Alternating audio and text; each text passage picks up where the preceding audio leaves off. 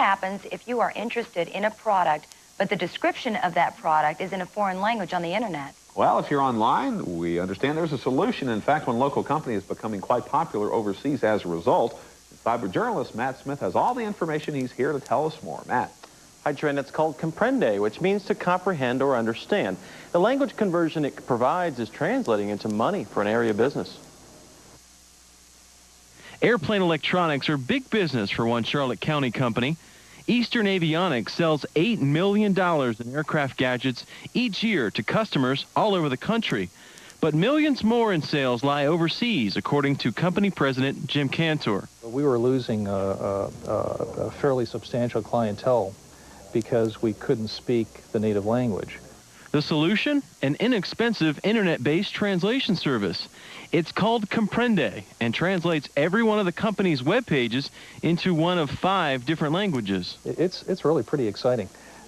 Not to mention noteworthy. Inc. magazine profiles companies across America. It featured Cantor's company and its innovative website. Here's how it works.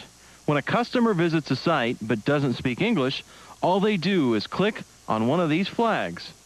That enables Comprende to convert the English text to Spanish or maybe even French. Whatever the language, Cantor says the high-tech help has boosted the bottom line. We've been able to put many more sales together, many more deals together than we would have ever been able to do. And in fact, Cantor says the internet has enabled his business to grow an estimated 40%. And of course, his number of international clients is also climbing.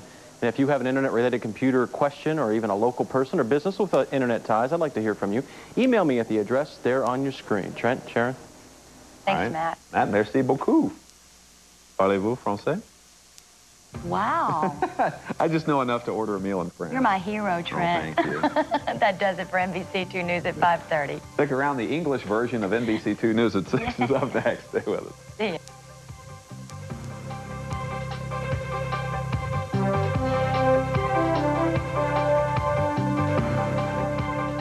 History of corporate aviation just happened to be one of the highlights of this year's big convention in Oshkosh, Wisconsin, which was always known as the Oshkosh Fly-In until this year when they changed the name to EAA Airventure 98.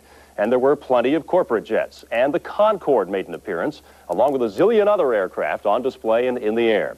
This is the biggest event of its kind in the world, with nearly 900,000 people cramming into Whitman Airport for the week, more than 11,000 aircraft taking part in the festivities. As EAA President Tom Poberezny put it, the event encompasses the entire spectrum of aviation. It's part air show, part industry showcase, part family reunion. And while we're on the subject of industry, one thing we noticed when we visited Oshkosh was the proliferation of global positioning systems, or GPS, in general aviation aircraft. They're not only becoming smaller and more efficient, they're either handheld, installed, color, or black and white, and they're getting less expensive. So they're becoming more and more commonplace. Soon, it appears, they could even become standard equipment. There's no doubt in my mind that that's going to happen. The FAA, because of the fact that they want to save money themselves and eventually shut down terrestrial-based systems, want to switch over to satellite-based systems. And you can already start seeing that with the current developments that are going on with the likes of Honeywell doing sort of LAS, local area augmentation systems, which is a DGPS, differential GPS type approach. It's real high accuracy stuff. Well, it's huge right now, and by all estimates, it's going to increase by 20 or 30% per year through the year 2000 and beyond.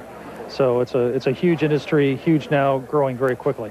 Why do you think that is? Why is it so important for general aviation? Well, general aviation needs a better way to fly. We've been flying using VORs for years. Using a VOR system, we zigzag across the country. The only way to really fly efficiently is to fly from point A to point B without going between ground-based navigation stations.